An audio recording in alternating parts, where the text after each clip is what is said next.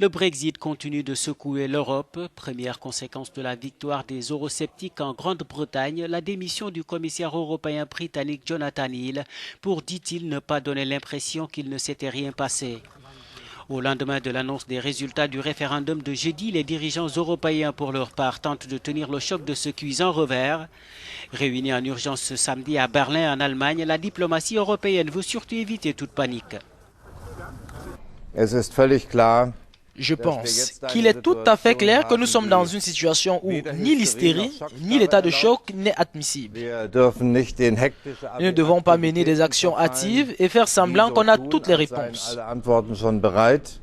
Mais nous ne devons pas non plus, après la décision britannique, tomber dans la dépression et l'inaction.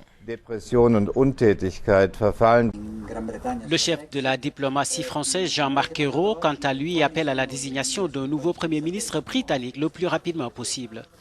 Bien sûr, il faut désigner un nouveau Premier ministre, ça demande sans doute quelques jours.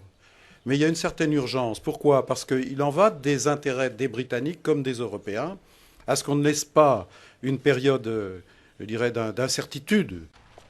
Enfin, en France, Marine Le Pen a de nouveau réclamé ce samedi un référendum sur la sortie de la France de l'Union européenne.